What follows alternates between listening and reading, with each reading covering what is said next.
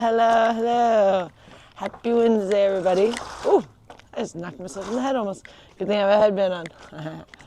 That's what these are useful for. Some people hate my headbands. I actually really like my headbands. Well, it's not that I really like my headbands. It's that I'm getting old. And my hair is like kind of thinning in the front, and it also has like some gray a little bit in the front. And so at this age, it's like they just work good for me. When I was younger, my hair was a little fuller. I could kind of do more with it, but it's getting thinner as I get older. And also, as I was being unhealthy, that didn't help. So it is getting fuller as I'm being healthy. So we went to our morning meeting this morning. I love that morning meeting, but I'm gonna have to like go every other day because there's another meeting that we really like too. But I think I'm gonna find my sponsor at the other meeting because the problem why I haven't found a sponsor yet is the morning meeting is primarily all older people, like really old people, because it's out here in the retirement community where we live, and we love it because it's just a great group of people. But even the one lady, I was going to ask her to be my sponsor, and she's like, you need someone like closer to your age, because she's like 70-something, and they have a lot of sobriety at the group we go to. So one lady has like 42 years, which is awesome, so it's very inspirational, but I need someone a little bit closer to my age, they're saying, more relatable to me. So we're going to both meetings, but it's hard because... The one person you liked, she kind of... Well, the one person I really like, there's two ladies I really want. They both kind of stopped coming as much, and they do a Zoom thing, so she sometimes on the Zoom, the one girl, but the other lady, her husband passed away, so I don't know what happened after that, but she kind of stopped coming. I hope she stayed sober, because I know she had like 20 years or something, but it's hard because you really like all the people at your meeting, and you get really attached to them, and then you go to another meeting, you get attached to those people, and then you think about the people at the other meeting, and then you wonder about them, and you wonder what they wonder about you, and all these things. But more just you kind of wonder about them, not as much of like worried about what they think about you. But you kind of do, you feel accountable to them in a way. So you're like, you don't want everyone to think that you're like drinking again or something like that, but you just go to a different meeting. But then you also don't want to offend. So like, I haven't gone back to this one meeting I liked because I know that if I go back, they're going to be like, oh, you've just been going to another meeting. Then they'll be like, get their feelings hurt in a little bit in a way. And it's like, I mean, they try not to have that happen, but they do because they get used to like you coming, and we do that where we'll go to one meeting for every day for a while, and then we'll change meetings. And that's what we've done in the last like month, or it's almost been a month, and so we really get like locked in with a group, and then we've like left that group. Like this one group we don't go at all anymore. Actually, two of them we don't go at all anymore. And I keep thinking, oh, we need to check back in. But then you feel bad because then they'll be like, they'll either think you were drinking or they'll be like, oh, you just don't like this meeting. So like either way, you kind of feel bad. But it's not that, like we do like it, but then you kind of tend to then like another one more or something. And so I really like my 7 a.m. meeting. And there's this really good 8 a.m. meeting. So you can't go to both because there's not enough time to get there. But if they were next to each other, maybe, but they're in different parts of town. So it's about good 20 minutes in between them. So I'm like kind of torn because like even when I only go every other day, they'll be like, they'll notice you're not there every day when we used to be going every day. And like, oh, good to see you guys back. But I don't know, so that was my thing today. But I really think I need to go to the 8 a.m. meeting because I'm just not, it's the meeting, the 7 a.m. meeting is almost all men. It's almost a men's meeting. There's like 2 or 3 old ladies once in a while, like really old ladies, like Gloria's age almost, which are super sweet old ladies. I love them, but I'm like, I need someone a little bit more relatable to me to be your sponsor. Even that's what they recommended. That's what they were saying. I'm not even the one saying it. They said, yeah, you need someone a little closer to your age. So, and a woman, not a man. Because I would have a male sponsor, but they said they can't do that. You shouldn't do that, or you shouldn't do that. But anyways, I'm gonna do a little nunchucks, and then we'll have a little chat. Happy Wednesday, everybody. The weather is gorgeous in Vegas. I feel so blessed to be here because it's not so gorgeous in other places right now. I know they're having I know it might look pretty, the snow, but when you're in the snow, when you're a kid in the snow, that's one thing. But when you're an adult and you're trying to function, go to work or get things done in the snow, it's not always so fun, when it's really, really cold. So I'm really happy. Well, okay, actually, I'm gonna well, this is a big discussion, but I was going to talk about New York today. I'll talk about that, where I'm feeling so many torn feelings about that, because I'm glad I'm not there, but then I'm sad I'm not there, but then I'm glad I'm not there. So it's like, it's a tough thing. And I might never go back, and I'm trying to wrap my head around that, and I'm okay with that, but it also makes me sad. But I might go back, but I might not. So it's like one of those things where I might have to be like, okay, I might never go back, which I was talking to Rich about this, because New York to me is kind of like me being like 20 again, you know, like I'm like, act like a fool there. So it's like, I'm okay with that chapter kind of closing in my life, but I will miss New York, but I might go back at some point too. So it's not fully, like the door isn't fully closed, but it could be closed. So it's like one of those things. But I'm actually very grateful to be in Vegas, because I've always had an easier time staying sober in Vegas than really anywhere else, which is weird. Even a lot of people say that in AA, like, it's weird to get sober in Vegas, but something about Vegas is like the sunshine and stuff like that. It's such a nice day. Like, you want to be outside. You want to be, I mean, even though like it's a little chilly, I have like a, you know, a turtleneck and a sweatshirt, but it's nice enough to be out here, where when it's really cold, you do want to haul up inside, and if your vice is alcohol, that's an easy one to just, you know, stay indoors. And also bars are like dark and dreary and stuff. I mean, it's like people like it that way when they're drinking. But when you're in Vegas, it's almost weird if you were like staying inside when you're drinking all day when it's like a nice day. I have had that happen many times, where I was like, why didn't I go outside today? It's so nice today. You know, like I stayed indoors all day, or I was in like dark bars or something.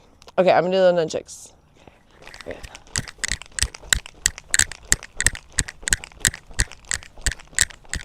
I put on my sneakers today because, I have like that athlete's foot on the bottom of the back of my, you know, on your heels where it like cracks, you know, if it gets like really, really dry.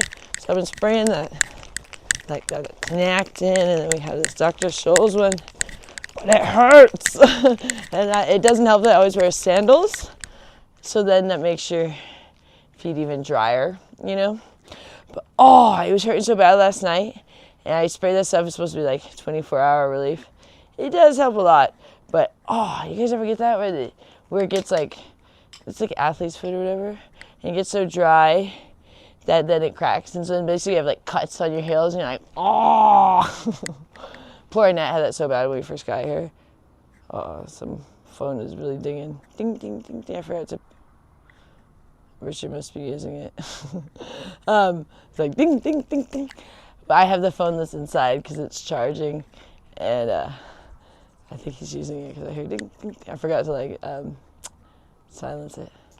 I'm gonna sit over here in a minute, you guys. After I do my nunchucks, and you guys are gonna see the hummingbirds. It's gonna be like it's gonna be great because these hummingbirds are so cute back here. Okay, let's get some more nunchucks.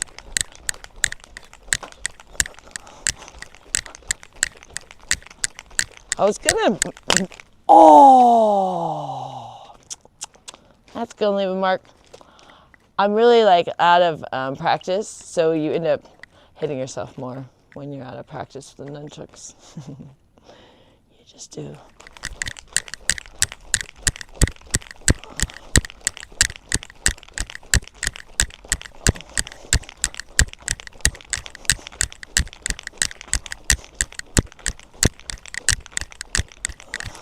Because you gotta get your muscle strengthening back up, because it's very unique muscles you use for nunchucks, and small ones often too. A lot of small ones, ones you don't get worked out as often. And so when you don't do nunchucks for a while, you really are out of practice with those muscles, for sure.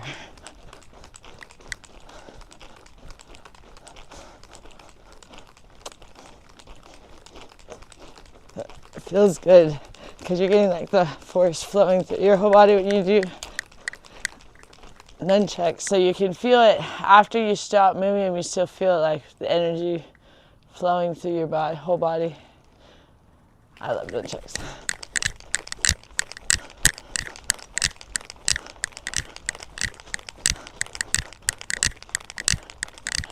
You know my problem too right now is it's not just my heels, it's the two top, like the two big toes, you know, like the edge of them. So I'm like kind of walking on my toes, but then it hurts up there too. So I'm like, oh. So my feet normally hurt, but in different ways than they're hurting now. Now this is like, oh, now this is just too much. I'm like, this is unbearable. Richard wanted to go to another meeting last night, and I was like, honestly, my feet just hurt too much. Like I kept spraying. I have all these creams and stuff. It's been going on for like 2 weeks. I don't know if it's maybe all the harm I did when I was drinking. I don't know. Where now I'm paying the piper, you know, certain things. I don't know why I got it so bad. Probably because I've just been wearing sandals like crazy, but because that extra dries out your heels, you know. But they hurt so bad certain nights where I'm just like and I once you spray the stuff, it like stings, and it's like cuts on your heels. Like, so poor Nat had it so bad when we first got here. Can't imagine how much hers must have hurt. Cause mine hurts enough, and it's not even that big a deal. Like it doesn't look like anything. When you look at it, just looks like there's a cut on my heel. Well, oh, when you're walking, anyone know what I'm talking about? Where like when the bottom of your heels get so dry that they start cracking. And I think they call it athlete's foot.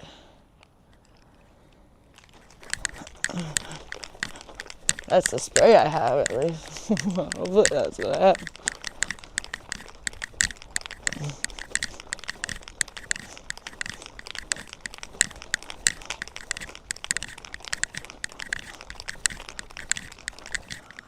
The one done check, so I'm gonna keep hitting myself if I'm not careful today.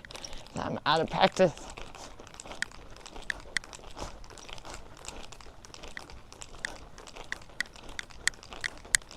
Such a nice day. Oh gosh, you guys, I have another story for yesterday. So I thought I was getting like a sunburn.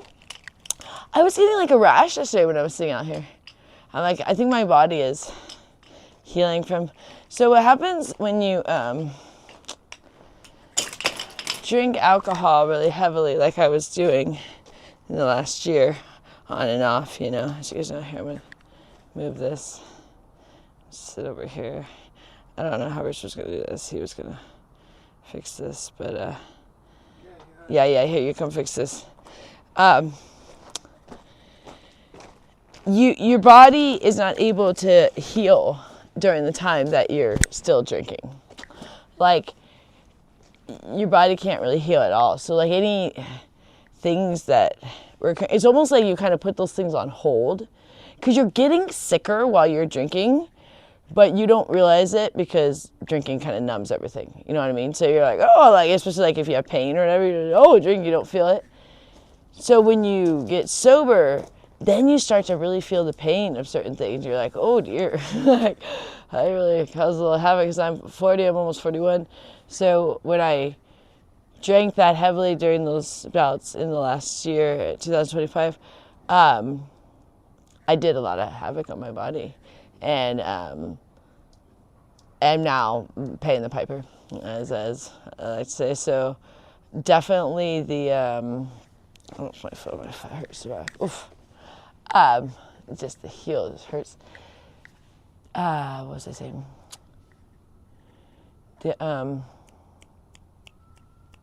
So yesterday when I was sitting out here, I don't know if it was something that was like an irritant on the jeans I was wearing, but I thought that I was getting like a sunburn because I could feel like heat on my legs. When I went inside, I had like these rashes on my legs, which it's gone away now. It was, so as soon as I took those pants off and I put some lotion on it, but I was like, my body is definitely, it's not as strong as it was prior to this whole last year. You know what I mean? I'm like getting stronger each day that I stay sober, but it's a process. So some days are better than other days in the sense of like how I feel. Like some mornings I wake up and I feel great, and other mornings I wake up and I still don't feel that good. You know what I mean? So it's always, it's up and down. It's not like a continual up the whole time because you actually have to heal. And there's like some days where I've had where I was like in so much pain where it'd be like maybe my stomach, because when I drink also I get very bad bowel issues. Like TMI, but I I get diarrhea every day that I drink, and I just get used to it. It's just part of like, oh, I have diarrhea, and that's all that I have when I'm drinking. Like I don't have TMI, this big TMI, but it's just one of the things that's an issue. Is I don't have like a solid poop. It's just diarrhea the entire time I'm drinking. From if it's a day or if it's 2 weeks, it's every day that way. So then when I stop drinking, like all that stuff has to get back like on track, and I really cause a lot of havoc to my body. So this last month has been a lot of healing, a lot of sleeping, a lot of recovery. But today I feel really good. We went to our morning meeting, and I really like that group I was saying, but I'm going to have to find, well, I already kind of found the other group, but I've only been to it twice. But already I was like, there's some girls that are kind of closer to my age, kind of like, and I don't even mean like exactly my age, but this was like the other group, the ladies like in their 70s. So it's Lily says hi. Oh, hey. And I love that. I actually love the older people. I've always like connected because I've always hung out with older people because when I was young, like I guess my mom had older friends. I don't know. I just always was like around older people. And so I've always kind of fit in with older people, but they're saying, you know, for your sponsor, it's important to kind of have someone that's a little more relatable. And mine is going to be a little tough to have someone. Hey, mine is going to be a little tough because I find someone like super relatable to me is going to be tough. I mean, I know, and it's not about that you have to be exactly the same because that's what you're supposed to find the common thing, commonalities, not the differences. But you also, you know, want it to be someone that you can kind of like, you know, I don't know, be able to relate to each other. So, Gloria is at the gym right now. Annette had a cup of coffee, not yesterday, but the day before. So every once in a while, Gloria and Annette now do instant decaf coffee every day. They drink that. We decided to, you know, kind of maybe not so strict with them, but you can really see the effects of caffeine with Annette. It's insane because we let her, well, she can get it anytime she wants. I mean, she has cash, so she can go get it, but she doesn't. She does once in a while, but she doesn't usually. But we decided to go get her one 2 days ago. So that day she was just having the best day, and she was up the entire night. She didn't sleep a wink. She was up all night, and then yesterday she slept like all day, and now she's like sleeping all day today. So it's like crazy to see how much like one cup of coffee, like, and I mean like one from like a mocha or a latte, or whatever it is. It's not like a. It's a mood shift. Yeah, I mean it's insane, and people don't realize how much like caffeine is a significant drug. It is a drug. People don't like to think of it as a drug, but it is. And it's really crazy because you really see it with Annette. But you also see it in the AA meetings. And I actually, for the first time, was like almost craving coffee when I first went back to AA because it's just so prevalent in AA, and you know, it smells like coffee. And then I think when I had gone when I was younger, I drank so much coffee, so it was like I almost like, and it was weird because I haven't had coffee since 2018. And I was like, I haven't even craved coffee till I come to AA, and I didn't have any, but it was just interesting. They're always offering us coffee, but we don't drink coffee. We don't drink caffeine, not since 2018. Not since my birthday, 2018. March 24th, 2018 was the last. I had a cup of tea. It was the final thing, because we were drinking so much coffee, and then we switched to tea, and then we cut it all out on my birthday. My birthday was the last time I had like a yerba mate on my birthday. But some people are very sensitive to caffeine. Yeah. Personally, I can't drink it at all. Yeah, no, I don't drink it at all now. And Annette, she knows now too, where she didn't even know because she used to be jacked up on so much caffeine with like, because she drank the caffeine Diet Cokes all day and coffee all day, regular coffee. This is back before, you know, when we first moved in and before we lived here. And it was making her so berserk. And then she was also, you know, going out and getting street drugs, but she was just as wacky without the street drugs that we observed when it was just the caffeine. And it is crazy because if she has too much caffeine, she starts to get very vocal in a negative way where it's like to herself. It's not like to us, but it's like she starts cussing. And so like it's just such angry where when she doesn't have a lot of caffeine, when she talks to herself, it's pleasant and it's like positive things. And the more caffeine she has, the more negative her voices get. It's really an interesting thing to observe. I wouldn't have known that it would be that extreme with her until I had suspected, because I kind of saw like when she would, and I was the first one to be like, let's kind of maybe cut out some of the caffeine, and then we cut it all out, and that's when everyone was freaking out back in the day. But now, like, you can really see a difference. But she really wants, like, she wants and doesn't want the caffeine. Just like, I guess, how all of us, just like how I want to drink but don't want to drink. You know what I mean? Like, because she does go to, like, make a cup of coffee a lot, like, but it's decaf. And she knows it's decaf. And she doesn't want it to be caffeine because we've gotten them the caffeine and it was just too much. And she knows, and she's like, and she'll request the decaf, and she'll request the caffeine-free sodas too. When we, for a second, were getting her the regular one, just to like kind of experiment and let her choose things. And she'll go back and she's like, I don't think she but she likes it a little bit. But it is that tough thing because I know like the last 2 days after she had that, she's almost like searching for it by trying to make more and more decaf coffees, you know, at home. And it's just not giving her the same kind of like oomph. And it's interesting and that's kind of like the most like, I don't know, like real person to watch and observe because she doesn't ever lie in any way. She's completely honest. What she says might be strange sometimes or it doesn't like make sense to you, but she never lies. And that's why it's actually really good. We would be like, if there's something, a question, like, just go ask Annette. She'll tell you the truth. Like, if it was ever something where me and Rich were arguing, like, whether it was like, ask Annette, she'll tell you, you know. And she is one of those, like, I don't think she has the ability to lie, not maybe with her condition or maybe just the way she is, but she might say something that's not true, but it's not intentional, if that makes sense. Like she doesn't think she ever did drugs because that's what she thinks because she doesn't know. I don't know how she doesn't know, but she didn't know. Her condition, she doesn't remember. I don't know, but she's not lying when she says that. You know, like when she says like because back in the day we would ask her about it and she just like was like no, or like but it was like in the medical report, you know, from the doctor that she, you know, and so but it was never like a lie from her, like where other people might be lying to cover it, like she just didn't understand. But I'm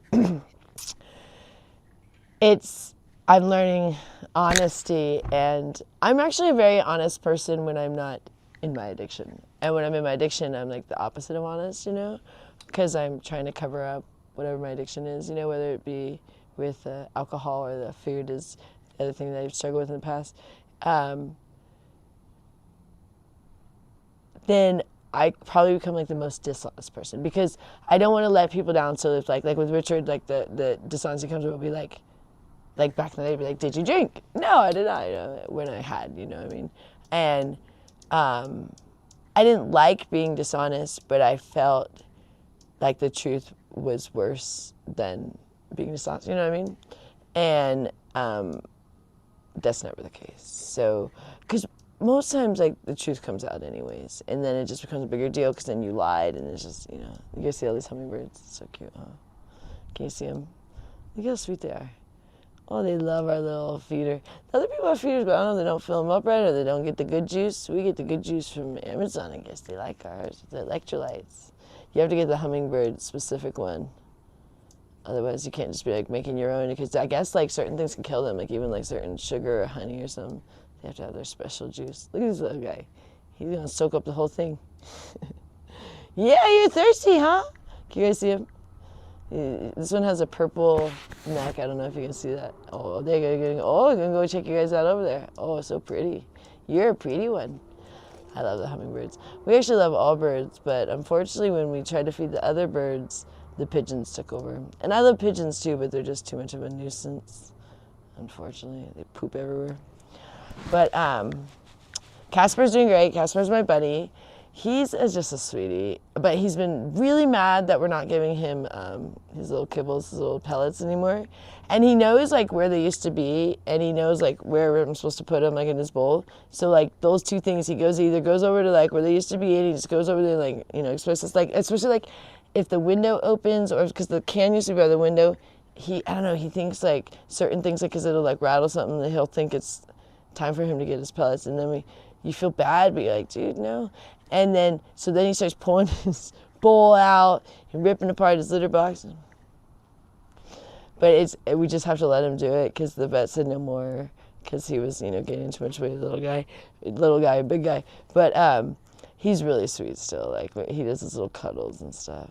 Sometimes he just really will let you cuddle with him for the longest time, like on the floor. He doesn't like to be picked up. But other times, he wants nothing to do with you. He's the funniest little bunny. So Bunny's coming up, you guys. But I love that little guy. He's going to be 2 in April. So it's crazy. He's going to be an old man now, because that's pretty old for a bunny. Like, their years, I think, are more like dog years, I think, it seems like. But let me think, what's going on here? Oh, they towed so we got the key for the Porsche, and they towed it today, because we've got to get a diagnostic from our most reliable mechanic, and then we got to take that to court to sue the old mechanic. It's just a pain in the ass, but what a mess. But anyways, now I have 2 working keys. That's good. It's just a mess because it was never given back to us, and it's just kind of irritating, but whatever. You know, we get such good deals from both the mechanic, not the mechanic that messed up the car, or the mechanic, like he gives us things at a good deal, and then also the tow guy gives us a good deal. So it's like, you know, sometimes things fall through the cracks when you're getting better deals. Where we're like, I still think we actually came out probably on top because of how much we've saved. Because we one time had to have it towed by another guy, but that guy wasn't available, and it's significantly more expensive. And this guy's a legit guy. He just, I don't know, just good deals for people. Because we were referred to him by our mechanic, and they're all in the same with the guy that did the key. He was way cheaper than anyone else too, but it all was referrals from our mechanic, so he knows like the best guys in town. But we're trying to decide. Oh yeah, I was going to talk about New York. So we're trying to decide when and if we need to go to LA.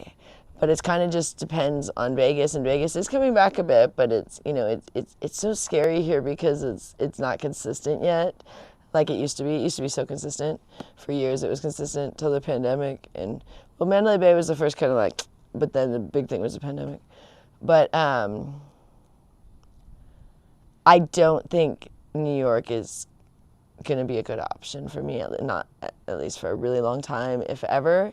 And it's hard for me. I have a sadness about it because people think I like New York because, I'm, living like I'm 20 years old and drinking and all the shenanigans. It's actually the part I don't like about it, but the part I really struggle with when I'm there. Because you go, oh, if you don't like it, don't do it. Yeah, it's easier said than done when you're, in a city like that. I'm going to put my feet up a little bit. I'm sorry, they hurt when they're on the ground. Oh, they feel better when they're just, it's weird. When my feet are touching the ground, that's when they hurt right now. They actually feel better if like when they're up, when they're a little elevated. I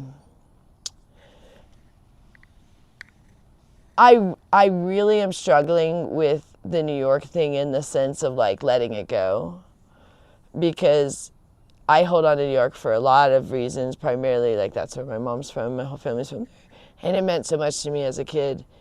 But I feel like New York is bad for me. You know what I mean? As you all know. And it's like one of those things that it's like something I love so much, but if it's bad for you, then you gotta let it go.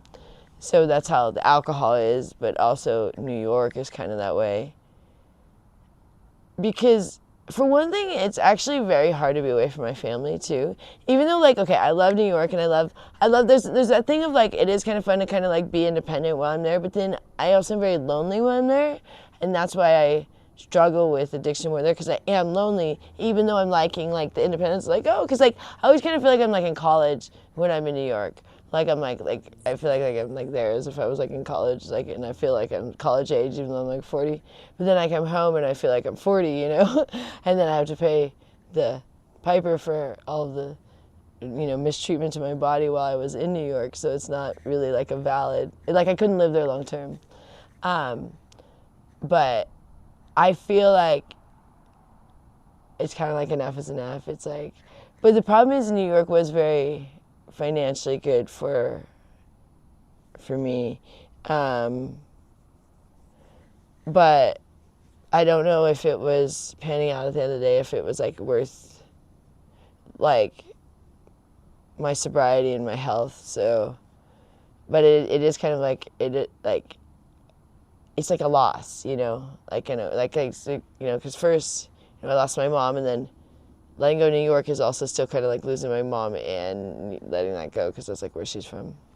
So, and I keep seeing all this stuff about New York lately, especially because of all the weather. But then even we listen to music and New York songs will come on, and I'm like, and I have New York all over my room. But I think I actually feel good about if I don't go back. But if the future holds where I do go back, it's going to be in a long time, because I don't want to risk my sobriety. So I'll have to be so solid. And I don't know if that day is going to come. But if it does, then I'll know then, you know what I mean? Because I have gone to New York without drinking, but the problem is, ever since I kind of started drinking in New York, ever since then I've been messing up every time. So it's there was a time that I hadn't drank in New York. But I feel really solid in Vegas, but the thought of going to New York is just terrifying to me. So I'm glad I didn't go in January so that I could stay sober. So that was good. Wants to know what happened in New York. Oh, New York is just, when I go there for work, I'm there all by myself. And the thing is, I really am an alcoholic, a big time alcoholic. And part of what keeps me sober is being around my family all day. I don't do the shopping anymore. It's an accountability where it's it's very hard for me to sneak alcohol here. If I decide to drink, it's a known thing. It becomes a big to do, and I'm getting a fight or whatever. Where in New York, I'm there on my own, and I guess I just really struggle. If I were to be all alone, I would really, really struggle with my sobriety, because I guess part of why I drink is because I feel alone, you know what I mean? And then when you drink, you feel oh, everyone's your friend, and it's because I have a lot of social anxiety. But when I'm home, I have my family and I'm comfortable with my family. So, but Richard knows I'm very antisocial. I don't hang out with people, and so, but when I drink, I'm very gregarious and call everyone and want to hang out with everyone, and it's just not good. But what's wrong is, what's the problem is, I love New York not for the reasons, everyone thinks I love New York for the fact of drinking. I wish New York didn't have drinking. I wish that hadn't become a part of New York, because I'm sad that I'm kind of losing New York because of my drinking. It's the food, though. Oh, the food is an issue there too, yeah. Yeah, the food, but it's mainly the alcohol, because the food I could handle, because we ate healthy there before. But never heard anybody getting divorced over food. Yeah, but what I really can't handle there, I don't think for any long term on my own, definitely not right now. If I was there for X amount of days all on my own, I don't know if I could stay strong. I might be able to do X amount of days, but I don't know if I could do the full amount, you know what I mean? And that's what scares me. So it's I feel I would cave at some point when I'm all by myself for, in New York City. But here in Vegas, I feel really strong. And people go, oh, you aren't strong if you can't be anywhere. Well, that's not fully true. Because some places are like walking in the lion's den. You know what I mean? You don't need to walk into bars if you're trying to stay sober either. You know what I mean? And that's basically New York City to me is walking into a bar, because it is basically. I mean, most of them are open bars. You're basically walking into bars as you walk around New York City. It's tons of restaurants and bars, that you're just walking around in most of Manhattan. And all of the convenience stores and bodegas and stuff sell alcohol. So if you're oh, let me avoid the places that have alcohol, that's hard too, because it's not just liquor stores. They have liquor stores too. But that's another thing, you're walking. I've had where I've tried to stay sober, and you're really walking, it's liquor store, and then advertising for alcohol in a bar, all these, and you're just this is very difficult as you're just walking a block, you know what I mean? And then your next block, same thing, you're man, it's be hard to get to my destination and then get back to my hotel without stopping at one of these bodegas or stopping at, and I've caved in before, and I have done it without caving in. But breathalyzer? That thing stopped working. We had that breathalyzer, and guess what? They didn't let us return it. It was $100. So what a ripoff. Because the thing is, it didn't work in the bad way where it said I hadn't drank when I did drink. So that would be very bad if someone was using that to make sure they could drive. it said I hadn't drank, and I was like drunk in New York City. And I was like, whoa, this thing must be broken. Because I was like wasted, like slurring, and I'm like blowing it, and it said no alcohol. And I was like, oh, well, this thing's broken. And then I tried to return it, and they said that's a non-returnable thing. And I was like, well, then that's a scam. You sell me a broken breathalyzer that like could really hurt someone if they were like thinking, oh, this will let me know if I could drive my car, which is not the way I used it for. I was in New York. I don't drive there. Luckily, I'm walking around drunk. But yeah, that scared me. That I'm like, that's very, very reckless to have it be something that could be like, it'd be better for it to say you drank than to not, you know? If you say you're drunk when you're not, that'd be better than the opposite way. I was like, so I said, what's the point? I mean, I could have like, during the time I was drinking, lied to all you guys. It was showing I wasn't drinking, but I was like, this isn't valid. I want to have a valid thing to show you guys, you know what I mean? We probably have it still somewhere. It's in a drawer somewhere because we couldn't return it. But it tells me that I haven't drank when I have. So I'm like, that's not really valid in any way. Maybe it was just that one time. But I was like, once it did it once, I was like, well, that's not giving me a right reading, you know? Just, no alcohol on you ever. And you're like stumbling. But yeah, that's why I stopped doing that thing. Because that was really great. I enjoyed doing that to like prove I wasn't drinking to everybody. And then the other thing, I could have kept doing that. You guys wouldn't have known, but I just felt that was dishonest. So like I'd be like, oh. And even if I wasn't drinking, but still, it's not really reading it accurately. Does that make sense? So what's the point? And I do really try to live a life of honesty when I'm not drinking, you know, which is now.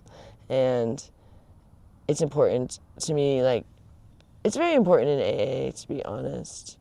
It's getting hot out here, actually. It was, so, I don't know, I don't want to be dishonest in any aspect of my life anymore, you know? And I find when you're drinking, it's almost like you get more and more dishonest.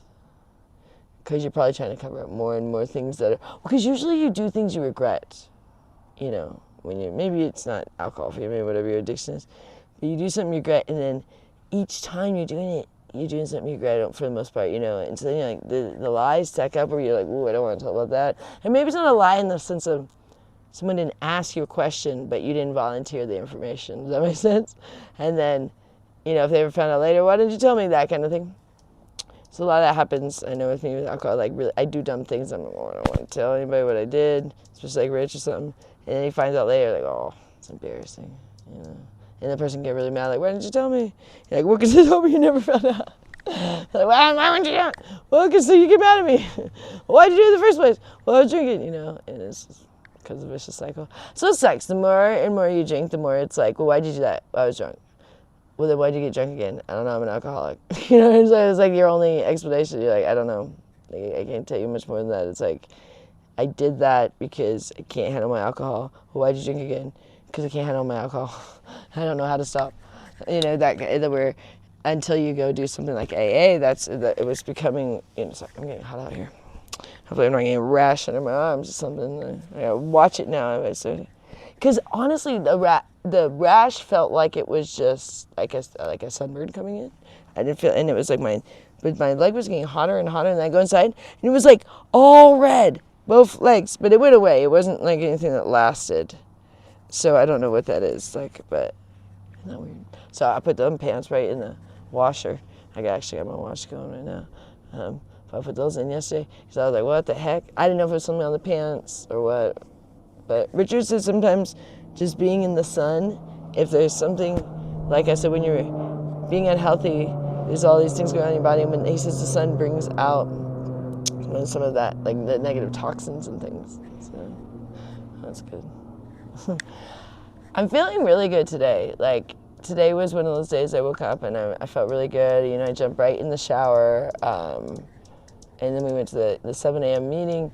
But there's some mornings I still, I guess, just have a little bit hard time kind of like getting out of bed a little bit, you know, where I don't know, like I will get out of bed, but I kind of like don't want to get out of bed, if that makes sense, you know? Where when I'm feeling really good, I like pop out of bed and I like want to be up and I want to be like, you know, interacting with life. but I'm still like kind of like having a little bit of ups and downs where I have moments. And I think, like I said, it's a little bit of kind of like letting go of a different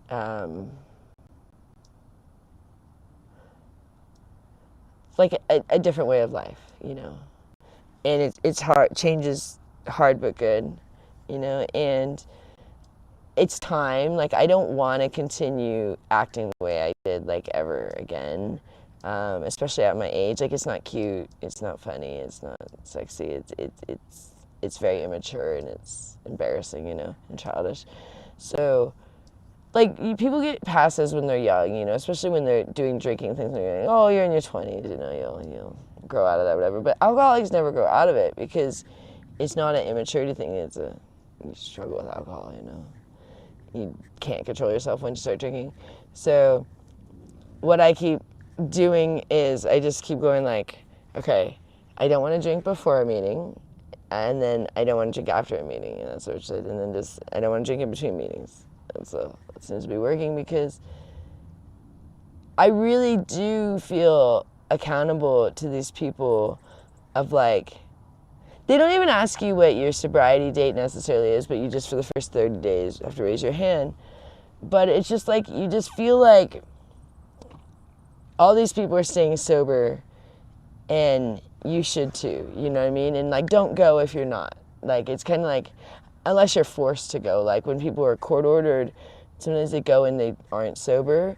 But it's like almost kind of disrespectful to be in AA if you don't. Because like, literally, that's to say, you know, someone with a desire to stop drinking.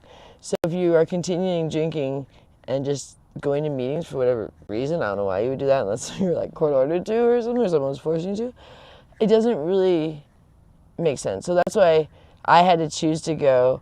Richard had mentioned it, you know, in this last year, like, consider going back to AA, and I was like, no, I just didn't want to.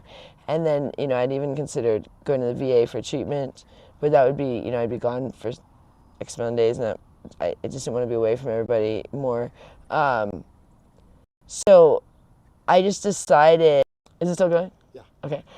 If I drink again, next time I will seek help. And what do you think I did? Of course, I drank again. And so he was like, remember what you said last time? I was like, okay, AA it is. And then after we went to AA, it was like, it was just so much easier, so much better. Like, our life is getting so much more fulfillment and spirituality, I guess you'd call it, you know, connecting with God again. And it's so much easier than it was the whole last year when I was trying to do it on my own.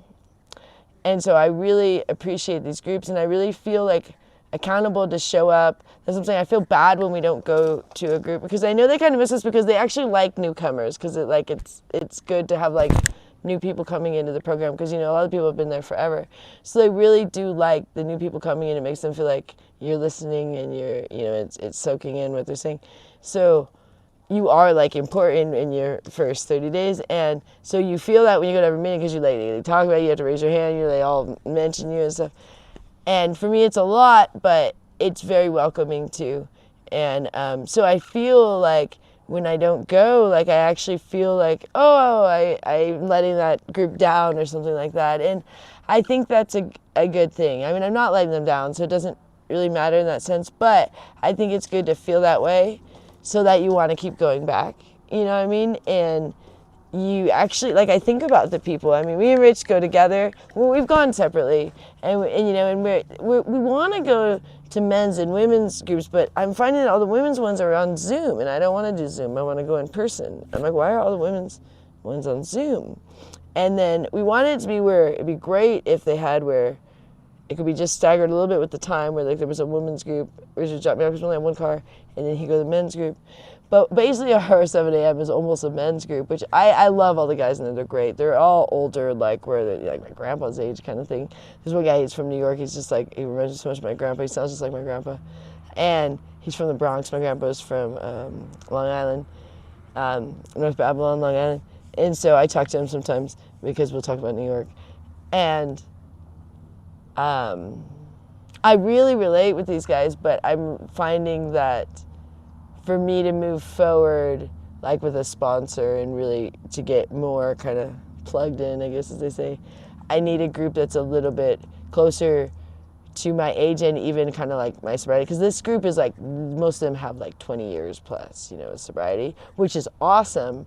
But sometimes you need the people that have a little less so you can relate a little more, I mean, not that there's like any rule, but like, so we go to this 8 a.m., but then we feel bad because then we can't go to our 7 a.m. and it's like this conflict now. But like today I wanted to go to the 8 a.m., but I felt bad because we went to the 8 a.m. yesterday. And I was like, well, then we haven't been to our 7 a.m. in 2 days, so we went to the 7 a.m. today, and then tomorrow we're going to 8 a.m. I think we're going to go to stagger it, but so we go every other day. But it's great that there's even like 2 other meetings that we really, really like too. So there's like 4 that we like love. And so it's really difficult. And they're 3 of them are at the exact same time. So that's, it's not that we like, you all go to all of them like we wish. Then the other one, it's like an hour, like it's the next hour, but you can't get there in time. So there's only one that there's a 2:30 meeting that we occasionally go to. That one, we really like that one too. So there's a lot. And then we like, there's got a lot of good speaker meetings. But the 7 p.m. on Friday is a conflict with Gloria's dancing. And we found that we don't want to be rude to obstruct her one event, but there's these great speaker meetings every Friday at 7 downtown, but Gloria likes to leave at 7 or 7:30 here, and we asked her, can you go a little early, like 6:30, and she didn't want anything to do with that. She was like, nah, it's too early. So we're like, so the only way we can go to those is if she doesn't want to go dancing, which is like never. But we're like, well, we can go anytime. But it is interesting how there's all these times of the day, but you do find you like certain ones, and you're like, why does that have to be a conflict of all of them a conflict? But it is. They have great meetings here in Vegas. I've only been to meetings in Vancouver, Washington, Portland, Oregon, and now Las Vegas. But so far, I've liked all those places, but Vegas, I think this is definitely my favorite meetings so far. I don't know, it's interesting here. It's a good group of people. There's some weird ones too. I mean, we've had some that we didn't want to go back as much. We weren't terrible, but don't connect as much. And it is great, like, to have that community though, because like, I think me and Rich were kind of lacking that. Because we didn't want to go to like church. That's not really our thing. I went when I was young. I was talking about that today. I spoke today, but because we were talking about religion and stuff. But I said that I grew up religious, but what I didn't like about church is there's a lot of animosity. There's a lot of arguing. There's a lot of it's not as friendly, like it's supposed to be, but it's not. Like my parents, were youth pastors, and they did a lot of Bible study, and there was a lot of like arguing at the Bible studies, which doesn't occur in AA. I mean, it might, but it's usually that's not something that they would frown upon that. So like if someone shares, you don't like argue with what they shared or something. Where I've noticed when I was a kid in the Christian church, like literally people would argue at the Bible studies, and it just didn't feel like so spiritually warm like I feel when I go to AA. Because I think people take the AA much more seriously because it is people's lives, which that's kind of the case with, religion, but even more so with AA. Like if you, don't treat someone right, they might go drink again, they might die, because these are alcoholics that every time you drink, like, you really can do some dangerous things. Like, I really risk my life a lot of times when I drink. I've done some very dangerous things. And I have scars this year, quite a few. They're getting better, some of them, from my year of drinking. I mean, I still shriek at some of the things like I do when it comes back to me, because I was, not sober at the time, and so you have like flashes, and you're like, whoa, like, because you're not scared in the moment because you're not sober, you're drinking, and like, you don't even feel the stuff, but you feel it after, when you sober up, and it's scary to think of some of the things like tuck and roll out of the car, fiasco and stuff. That one's still like I shook it. I grabbed my hip because it was this side. And that hurts so bad. And it's like insane that I did these things to myself. You know what I mean? Like everything that happened to me when I was drinking, like I did to myself. I wanted to blame other people, and sometimes I did, and I was lying. but it never was anyone else. But when I'm drinking, I think it's someone else. Like, I think that person instigated me, but that's just not the case. Like, pretty much never the case. It's always me being drunk, and like often when me and Rich would have a huge fight when I was drinking, I would later be like, what did we start the fight with? He's like, to be honest, I mean, it was the stupidest thing. Like, it was not even like something like fightable, if that's a word. And I'd be like, oh man, and then that led to all that. He's like, yeah, you went nuts. And I'm oh man, because you just blow things out of proportion. Oh, you want to take over soon? Pretty soon I'm cooking right now. Oh, good. Okay, you're doing lunch. I know. Bananimal in Dallas says hi. Oh, hi, Bananimal. Crystal. You know, Crystal, I was just looking today I was opening up this like thing that's got like jewelry, not really anything in there. It's just kind of nonsense stuff, but it's got like, you had sent me something, there was like a pic and stuff in there from you, and I thought of you today. I really thought of you today, because I saw that pic you had given us, and it was in with all this other stuff. It was just funny, you know, because you just came to my mind today, because I hadn't seen that pic in a minute. So I remember you had sent us a bunch of stuff. We have a bunch of stuff around the house today, you know, makes me think of you, but that pic in particular. We had met Crystal and her brother at the, oh my gosh, was that? No, that was Treasure Island. Okay, it was Treasure. I was going to say Mirage, because you know Mirage is like gone now, but you guys were at Treasure Island, that's right. I used to always get those two confused. I'm really upset about this Mirage thing. It took me a second to realize what was going on. Like, okay, I'm excited about this guitar thing, but it just dawned on me that like the Mirage is gone. And I'm like, wait, hold on. I was accepting of this guitar thing, and I was accepting that it was taking over the Mirage. But I didn't think about that it's taking over the Mirage, because I really like the Mirage. I mean, they had that beautiful atrium in there. And I was like, Rich, are they keeping the atrium? He's like, no, they gotta get rid of it. And I'm like, why? Like, because I guess they're keeping the building of the Mirage. I thought they were taking it down, because they're taking down the gold glass, but I guess they're just changing. They also don't want it gold anymore. But I guess they're keeping that structure. So they're going to have the guitar in the front, and then the structure in the back, I guess, is still where the casino will be, and the other tower. So it'll be like two towers, I guess, is how it's going to be, I guess. I don't know.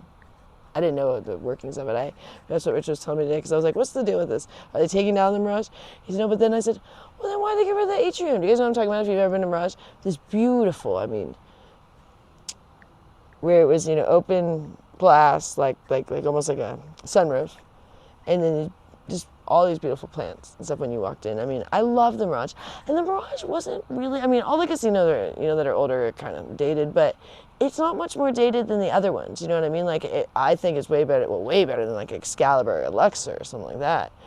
But, or like Circus, or those shenanigans. But I really, I'm feeling upset about this, because I just drove by it today, and because we were down there dealing with the car stuff.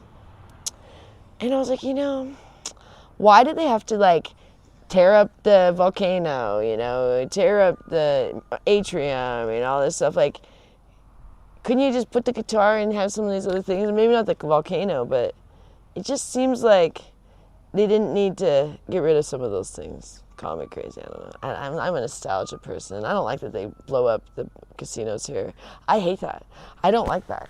I know everyone thinks, oh, it's so fun to watch them do that, implode them, but I'm like, that makes me sad. Like when they did Tropicana, I was sad. I was like, I mean, I have a lot of memories of Tropicana. Like, not a ton, because it wasn't a super popular hotel, but me and Rich have some good memories there, you know, especially early on in like 2013, 2014. We went there quite a few times, and it's just sad. Oh, same with Riviera. Riviera is gone now since we lived here, and I forget what other one. There was like one other one they got rid of since we've lived here. But Riviera stunk, though. But I was sad when that one they got rid of, but that place smelled. That's all I remember. Like, Riviera smelled so bad by the time they took it down. Because it was such an old one that, you know, all the smoke had gotten in the carpets and in the walls. The walls were like so yellow, and the carpets were so yellow, and it just stunk like smoke really bad in there. But I still miss these older ones. But Vegas loves to tear down stuff and just start something completely different. Like where the Tropicana is, where the Oakland A's, which is now going to be Vegas A's. Can't believe we took all of Oakland's teams. They're not happy about that. I don't know if you guys know that. This was not a like happy thing. Oakland did not like freely give over the teams. They were not stoked. There was lawsuits and everything. I don't know about the A's one, but there was major lawsuits with the Raiders one. I remember that because we were documenting the whole thing. We used to have all these guys calling us from Oakland. They were all pissed off, and they were telling us about the insider scoopings because everyone thought that we were like anti the stadium. We weren't. We were all for the stadium coming here, but what happened is they didn't put it together properly. I don't know if you guys knew about this. This was our first up in arms thing that we got kind of famous around town in a negative way because they thought we were crazy, but it wasn't crazy. What happened is we didn't want to out the one person that told us, which was a female iron worker. And we had her name, which we still never told anyone because I don't know if she was supposed to tell us. And so we felt bad. But what had happened is they put together the roof trusses for the roof on the Raider Stadium. They put half of them together, one part upside down. So when they had several of them up, they started to realize they were going to be just a smidge off. And it dawned on them that they had done it wrong. And those take like a month to put up one of them. And now they're like about 6 months into it. They were like 6 in or some, or maybe even more in. They were like halfway in. So they didn't have enough time to finish it by 2020 to get their bonus to start over. So they like just kind of like tried to, jimmy rig it. And when they went to mount the roof, it busted, and we said that was going to happen because we're like, you can't do that. Because this engineer from Oakland kept calling us, and he was freaking out about it, telling us about it. They're gonna have an explosion when they try to put that roof on because it was like this roof that was like everything had to be absolutely perfect.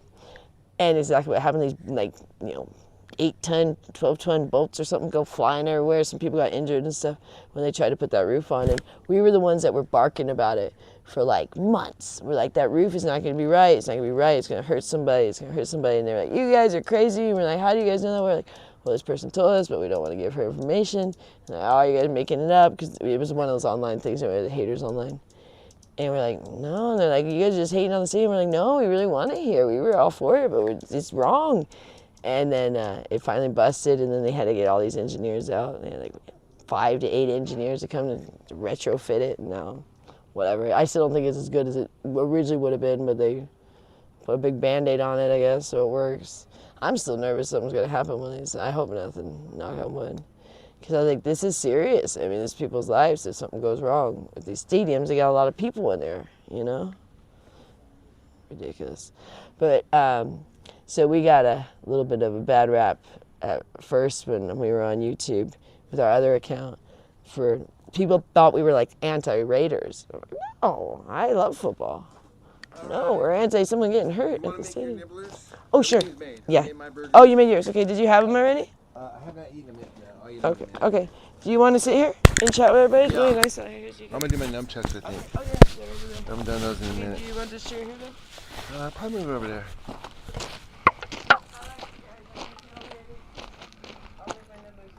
Okay. She is. Yeah, she's eating. I made her a quesadilla and Annette steak case. Annette's napping, so when she gets up. Yeah, I did. Okay. Come on. Oh. We're drinking these Nixies now. Have you guys tried these?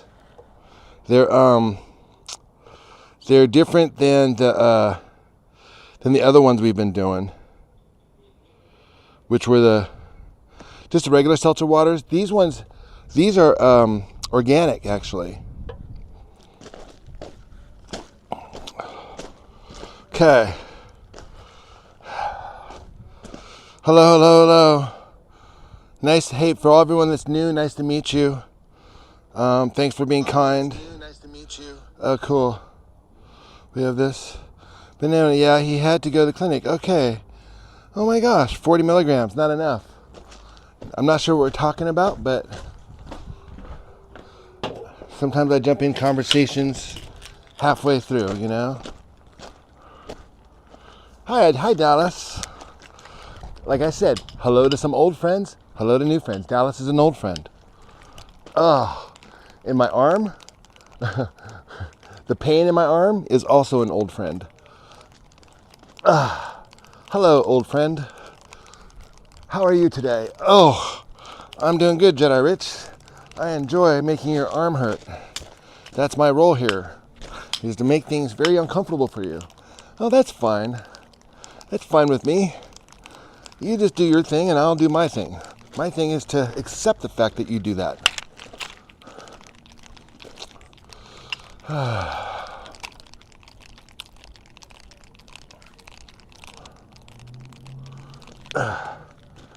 Okay. You know, they originally made these were like a weed eater, you know, to trim the hedges. And they put blades on the end of these. You know, like when Joy bumped herself.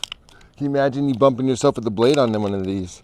Like they did, well, was that 10,000 years ago? 5,000?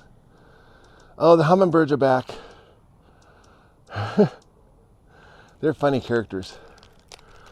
They fly through the air the way fish swim through water. I don't know if you guys ever noticed that. They like, and if you ever look at them, they have scales on them, just like fish. But they're feathers, you know? Oh, sorry I'm in pain. Looking good. Hey, Matthew. Thank you, man. You sound good too. I know. Glad to see I'm doing well. Hibiscus is very healing. That was those pink flower petals that I pecked in. Oh, that's nice. Well, they finally kicked in. It took 2 years though.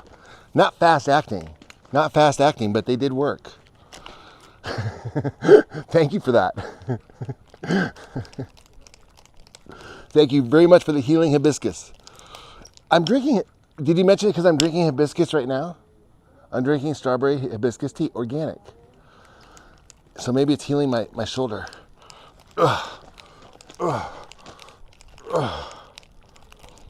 Yeah, Joy is really kind of getting it. You know, I knew that she would. I mean, I did actually know that she would. But now, isn't it funny, like, after something happens, you're like, oh man, and it totally makes sense. You're like, oh yeah, I totally knew that would happen. But no, I didn't know that. I had no idea.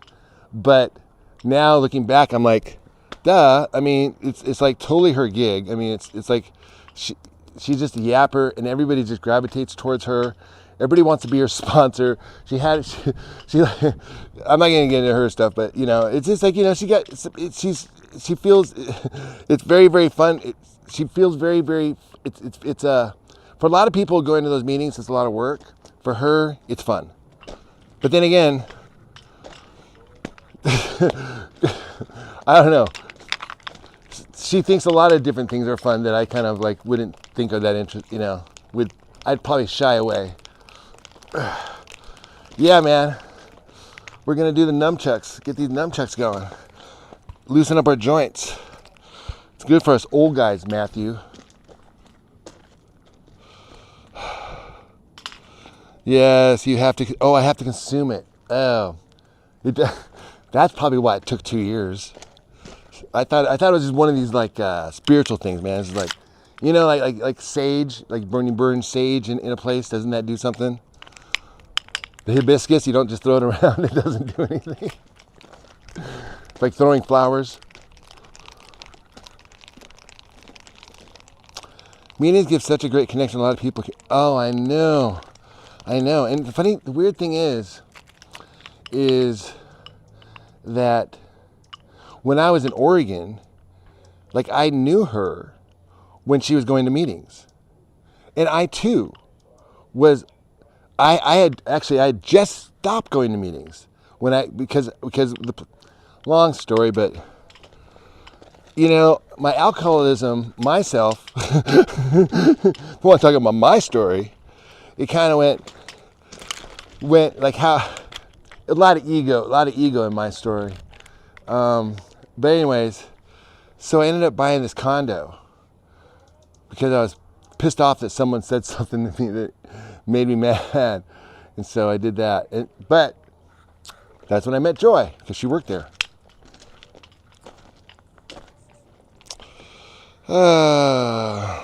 Hey guys, hit those likes.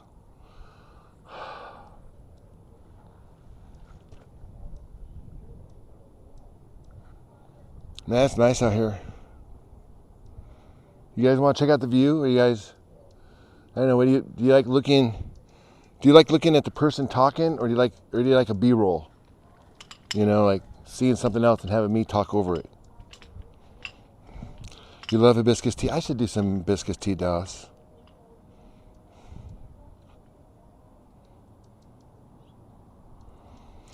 Yeah, you know, it's weird. I'm making a video right now, and I've been, you know, it's taking me some time because I don't put as much, you know, I've been working on some other stuff, but it's also taking time because I'm just collecting like the last like 3 years, like since, a lot of it since I met you guys, but we're really on before I even met you guys, and just seeing the progress and the change. And you guys always say, you know, why do you document this stuff? Why do you document that, you know, the ones that stick out in your mind? I have like 5,000 videos out there, but there's like 3 of them that stick out in your mind out of those 5,000, right? Well, you know, I mean, I don't pick and choose. I just do, and some of them are like, oh my God. But overall, the idea is that you see some sort of growth or progress, and it's very, very evident, very, very evident, especially these last 4 years. You know, so it's been pretty good. Oh yes, we'll do the double. Ow! Let's not do the double. Bit me.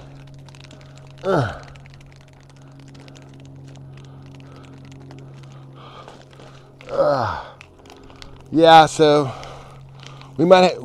Joy has not been traveling at all, but I have to. And that's all I'm going to say. Ow! Oh, that's good. Ugh. So, sorry if I haven't been as available for everybody on the Discord as I'd like to be, or on my emails as I like to be, or making as many meetings as I like to, making as many movies as I like to be. But, you know, we have a lot of other things going on here.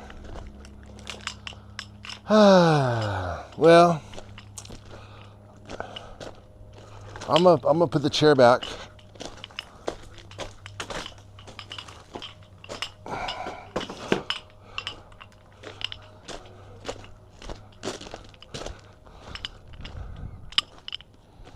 I was considering going inside, but man, it is so nice out. I might just kick it right there. Tell you what, I'll kick it there, and you guys can check out my view as well. So it won't be like, it won't just be like all about me. We'll all get to enjoy the view. It's one of the nice things about being retired. You just kind of just chill. Or at least living in a retirement community, I should say. There's a lot of chilling going on up here. If not retired, living here, it's really relaxing. It's a little hazy. I don't know if you guys can see that. Can you see that? See that way out there? What do you guys want? Do you want the close-up? Do you want the close-up, or do you want the back of my head? Your decision. You choose. Okay, back of my head it is.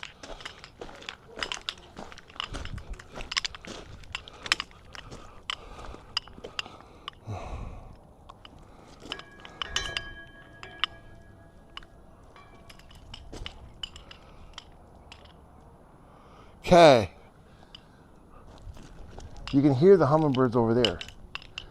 You know what I mean?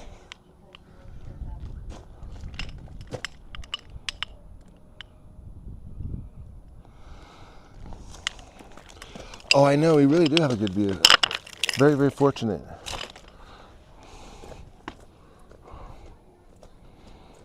Ah.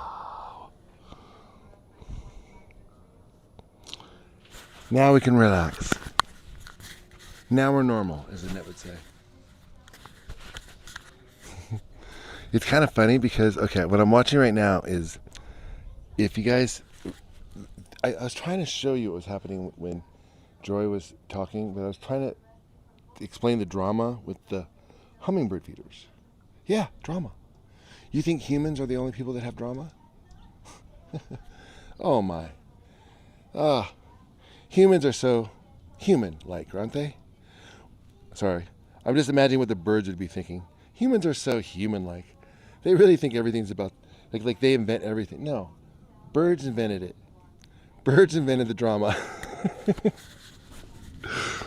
And I tell you what, and it can only be better displayed than when you put up two hummingbird feeders next to each other. Oh, hey, Keffer. What's going on? I know, it's been a little bit. Nice to see you again. I know you're just looking at the back of my head, but how's the back of my head look? I know I'm due for a haircut, but actually now that I'm looking at it, let me look at it. I have to get one this week, but it's a matter of time, and I've lost weight. Thank you very much. I feel like I've been, well, I don't really want to talk about it. We're way too human-y.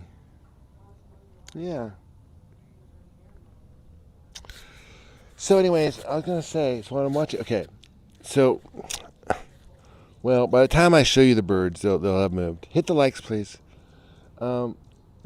But what they do is they go on top of where the feeder hangs. They go on the top of that thing. So whatever holding the feeder, they go on top of it, and that's la la la la la. That's mine. They let everybody know. They chirp really loud, like when they declare that it's theirs. Well, this one guy, Jeremiah, been here for, and Joy discovered it's not Jeremiah. It's a female. So the female bird has to be. She's been here the longest, but like, okay, I don't know what happened, but there's a big windstorm, and where she used to perch, that bush got mangled and destroyed, and so the workers came and took it. You know how quick they are to take trees and stuff. So they came and took the tree or the bush, and then there was, okay, that was one bad thing that happened. Poor Jeremiah, which is a female, by the way. And then the next thing that happened is, so Jeremiah found another thing over here. And then a couple weeks ago, the feeder that we were using, it got stuck. I couldn't open it. And so we had to order more food. Oh, no, what happened was we had ordered more food. The food was delayed like a week. So we were out of food for a week. And then we got the food. I couldn't get the feeder open, so I had to order a feeder. So this thing just kept going on and on and on. It was like this, like the food wasn't here, and then when the food finally got here, the feeder, like, I don't know, it was like where you open it to put the food in, was, have you ever found a nest? They're so adorable. We have not found the nest, but I'm telling you, they're here, because we see, Joy pointed out a baby one just the other day, right by the window. It was so, like, size of my thumb, if that. I mean, it's so tiny. The most adorable thing. I mean, of course, can't get any footage of it because I couldn't move fast enough. But man, that was cute. Anyways, so back to the drama with Jeremiah. So Jeremiah, and yeah, she has her baby. That's where we see the baby. That's how she knew it was a female. And so that feeder. So there was like 2 days, maybe a day and a half. Okay, it was like one day, and then in the next, I went literally in the middle of the night to a store to get the food, and then I had to go get, and it was like one of those late night runs. I said, they can't go all night, another day. So it was probably overnight and then part of one day, so probably a full day plus a few hours. Hey, Patricia Taylor. Okay, so what's going on over there is they're arguing still. So during the 2 days, so I put up a new feeder. I bought a new one. No one really liked this feeder, but somehow a new hummingbird who's been trying to claim this territory, that feeder, decided, this is mine now. And Jeremiah's like, what are you talking about? This is a temporary one. It's plastic, first of all. We're not going to keep it forever. And we got another one on order. It's going to be here 2 days. Jedi Rich said it's on its way. This is just for now. And the guy said, nope. You know the bird rules. Bird rules clearly state that you claim the actual feeder. You don't claim the territory. So when your feeder was swapped out, I was the first to claim this one. And Jeremiah was like, that's fine. Because guess what? We got 2 new glass feeders because I replaced that one. We got 3 new feeders. I mean, we've been going nuts with these hummingbird feeders. We now have 3 hummingbird feeders. I put 2 of them over there, and they're completely different. And so now what's happened is basically, it's actually kind of cute. And I didn't realize that they were this, I don't know, territorial or trainable. I don't know. It's like somehow Jeremiah, the original bird, knows that I bring the stuff out here. So, like, okay, we got bird rules, but then there's Jedi Rich is the one kind of running the show. So, doesn't he get a say? and so, and I wasn't taking sides, but that's why I put up 2. The problem is that the one that claimed the new one was claiming both of them, was chasing everybody off, which they can't even do physically. It's not. The universe makes it so it's really difficult for them to defend 2 of them, so it doesn't really work out. It just makes it just kind of funny. But what I did notice was when I walk over there, like when we brought the camera over there, that's why I put the camera over there, that Jeremiah comes up and starts feeding on it, even if I'm standing like 2 inches from the feeder, because Jeremiah knows me, I'm not like I bring the food, I'm not going to do anything, and so it's more scared of the other hummingbird than it is of me. And that other hummingbird is scared of humans, like most birds are. And so, but Jeremiah is like, I'll sit on Jedi Rich's shoulder if you want me to, but I'm getting my food. And so, like right now, he's getting his own little food, and then the other one kind of comes over and wants to kind of like chase off Jeremiah, and starts hovering behind him. Jeremiah just sits there, just looks at me, looks at the other bird like, I ain't moving. And then the other bird just flies back to its tree, basically waiting for. It's like there's recess out here, and I'm the teacher. You know what I mean? And so they're like, okay, just wait till the teacher goes inside, and then we'll have it. We'll go back to bird rules. Bird rules is the way we want it. Isn't it funny how much more you appreciate bird? Oh man, well, yeah. Unfortunately, I studied. I was really into birds when I was in college, because I studied biology. In fact, that's why I went to Southern Oregon, Dallas. And isn't it funny how you mentioned that? But you know what though? It's like I knew I should be. Okay, I studied. Let's put it this way. You're right. It took me this long to appreciate how freaking intelligent they are. How's that? Like how much more they know about the world than I did. Because when I was in college, I thought I was smarter than a bird. I mean, wouldn't you? I mean, I didn't know. I mean, my point is being like that I'm so dumb that if you were as dumb as me, I mean, wouldn't you assume that you were smarter than a bird? Because you're not smart enough to know better. Hey, Jessica Noel, how are you? We're just checking out the view.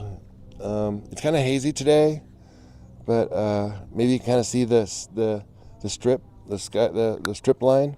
See those tall buildings with the backdrop out there. It's a mountainscape. Because we're in a valley. We're surrounded by mountains. I don't know if you can see that, but in fact, I'm on a mountain right now. That's why we're looking down. So those mountains go. They're not technically connected, but mountains go all the way around, almost all the way around us. It's really, really kind of a crazy area out here in Las Vegas, you know? I suppose that's why this is like where, I don't want to, blow the ending or anything, but spoiler alert, this is where, like, when you watch Star Wars, where they had that spaceport, right? The Cantina Band. It's called Mos Eisley in the movie. Well, where they have permits to build the first spaceport is up in Pahrump, which is like 20 minutes that way. Which is basically it's like this, but Mos Eisley. It's like without the strip casinos. It's literally like a Cantina Band probably already exists there. You also get yeah. Well, that part happens with humility, and that's kind of that's part of the reason probably why even the channel came up, because there's a lot of I have to be very humbled, people really put me in my place, and I knew that was the case, and I mean, but it was very my ego.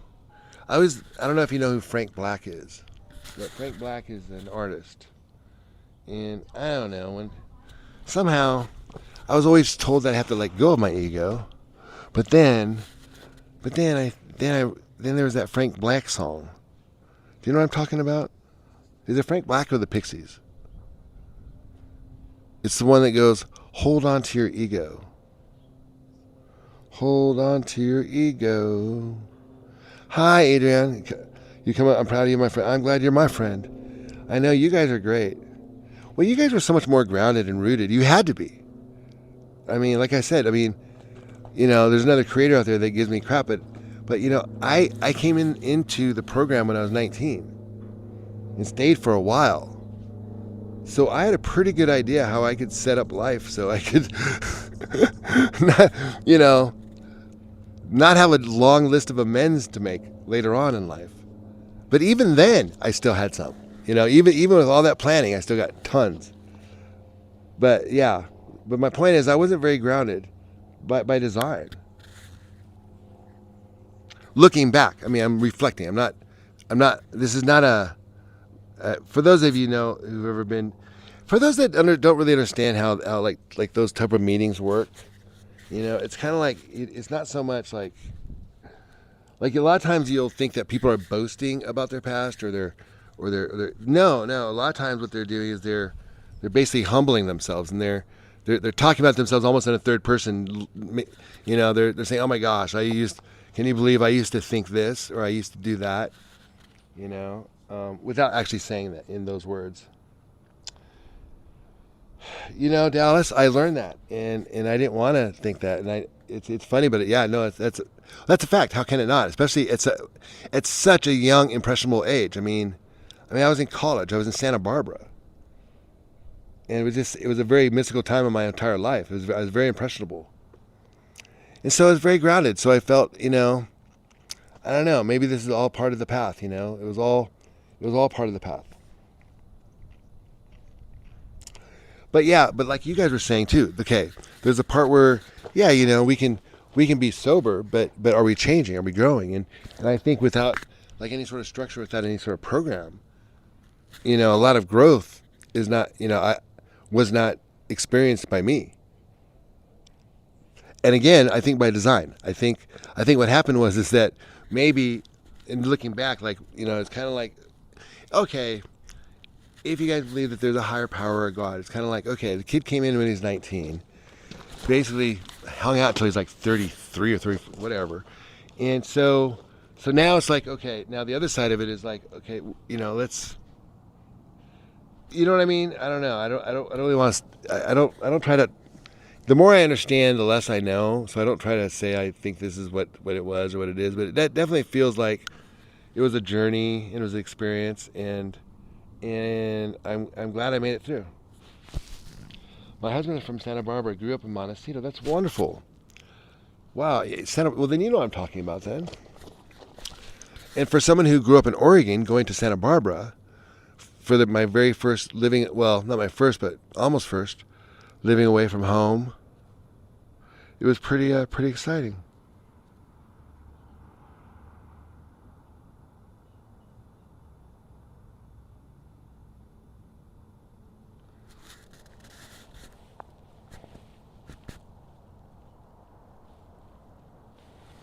Hey, are you guys following me on X? Check it out. Okay, damn it. Well, I'm pretty excited about it. I wanted to make a video about it, but Joyce says, back to the thing that Dallas was talking about. I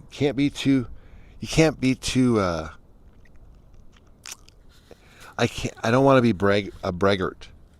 But on my other channel, on my other platform, you should check it out if you guys can.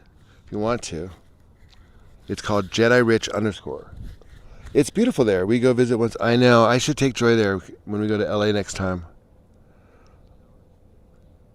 I think now that we're kind of on that'd be a great idea actually, Dallas. We could go back. I wonder if they have my old meetings there. Wouldn't that be weird? Oh my gosh, wouldn't that be weird to return after like, what is that? What's 1988 to now? Is that 30 years or 40 years? Hi, Kelly.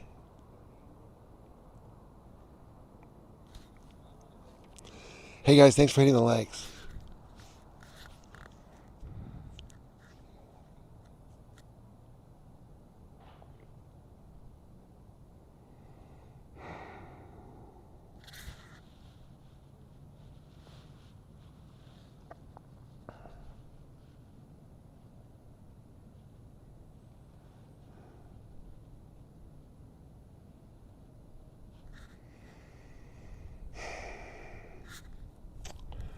Well, it's been a pretty nice day, I'd say. I'm about ready to go have my lunch. I do have some videos I'm working on. I could put those out soon.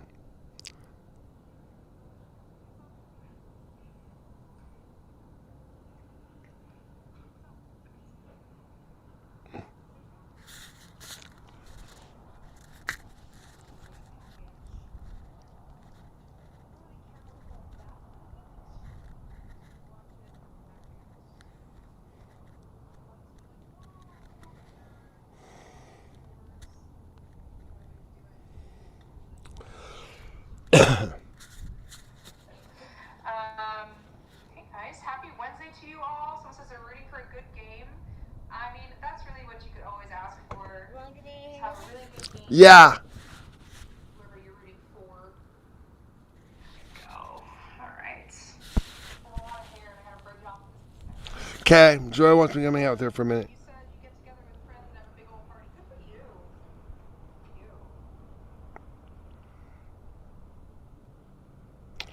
you. Okay, Dallas, I'm gonna take off too. Bye, bye, Bananimal. I'm gonna go hang out with Joy. See what she's up to. Great streaming, guys. I enjoyed that.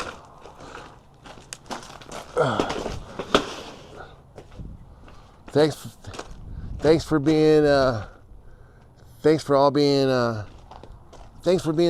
for being you. Thanks for being present. Ciao, Bananimal. Any last words before I check out?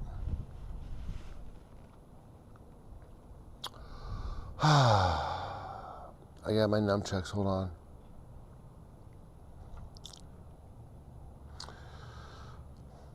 Any ideas for a topic for our next stream? Do you guys want to talk about... Bye, Denise. Do you guys want to talk...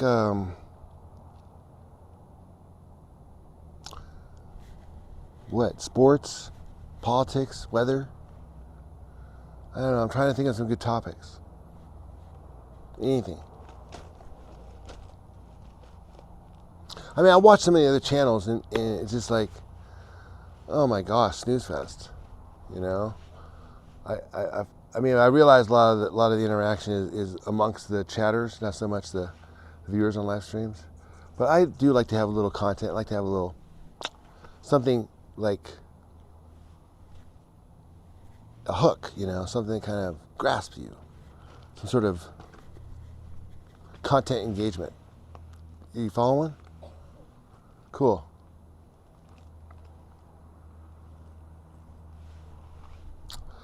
Okay. Well, I'm going to go have my lunch. You guys come up with some good ideas. I will definitely consider them. And we will most likely see you mañana. Joy's kind of... first of all, the weather is nice. For the last month, it was just too cold to be outside. So that put a big damper on the streaming. Because I don't know, it's something about being outside kind of nice about streaming. I guess that's one of the nice things about Vegas is you get to be outside. So, all right, guys, thank you so much for watching. Please hit the like and subscribe, and be sure to join our Discord. And we will see you tomorrow. Bye bye.